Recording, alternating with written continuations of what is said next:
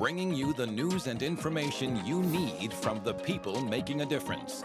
This is Comcast Newsmakers. I'm glad you could join us. A lot of folks, of course, but a lot of people are sort of nervous about getting up in front of an audience and speaking, or maybe being on television, or even just in business, trying to make a presentation. And so the Toastmasters, which is an international organization, allows people to practice and learn and take techniques in which to do public speaking. And the public relations person for the Toastmasters happens to be at this very table. Birgit Starmanns is here, and Birgit, who did presentations prior to Toastmasters, but now you sort of honed your craft, is that right? Exactly. I was very used to doing corporate presentations in a much more formal venue, and what I really wanted to do was get better at the more informal presentations. If you think about whether it's a job interview or a conversation even with your manager on status, it's really a mini presentation, and if you're just saying you're not really going to get your point across, and I wanted to get better at that. There's an old saying about speaking in public. Some people would rather be shot than speak in public. Yeah. I mean, there's some people who just freeze up. Although I think that's changing. And I think it's changing because youngsters have so much exposure to things like television, and I'm making this up. There's no scientific theory to this whatsoever. But I think they become more verbal because of what they see and hear all the time on television. They don't sit by themselves and look at a book so much. They're getting more used to seeing themselves on videos and things like that. If you think about YouTube, if you think about people videotaping themselves, getting pictures out there about themselves.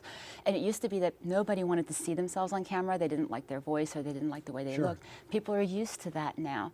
And that's actually the exact audience that we're going for, because everybody needs to learn those public speaking skills and apply them in real life. Well, everyone's got a little camera that rolls footage. I just have to turn on television to see everything that ever happens is always caught on tape now, it seems like. Exactly. You know? Exactly. Now, the people who join Toastmasters are a wide variety of people, I imagine, right? Definitely. We have corporate clubs and we have community clubs.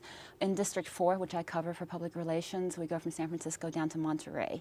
And we have over 200 clubs, over 4,000 people, and we have a wide age range. Every club has a little bit of a personality. Some clubs meet during lunchtime at the corporation. Other clubs are actually community clubs, and we'll go out afterwards and have dinner. And it's really a group of people that has a common interest in getting better at their speaking skills, and also making those connections. There's a lot of networking there too. Yeah, I'll bet. You might even meet a fellow Toastmaster.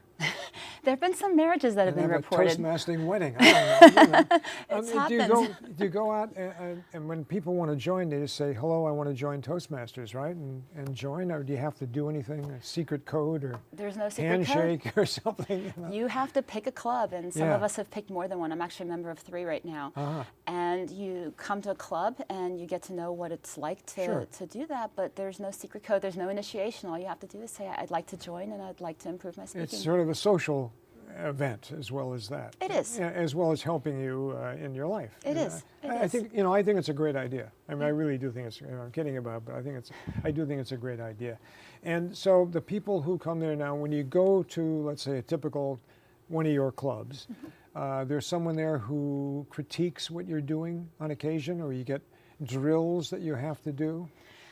There are manuals that we have that give you speaking projects, and those projects will help you focus on things. For example, how to organize your speech. That's really more the content. How to improve on eye contact, gestures, how to move around the stage.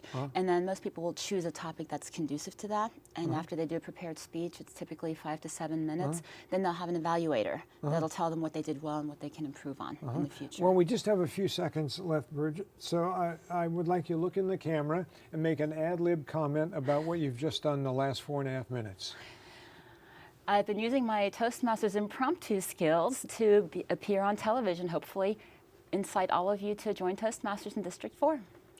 Very good. See how easy that is? I wish I could do it that well. You do it every day. Birgit Starmanns has been our guest. She's with Public Relations and the Toastmasters. Thank you very much for joining us. Thanks.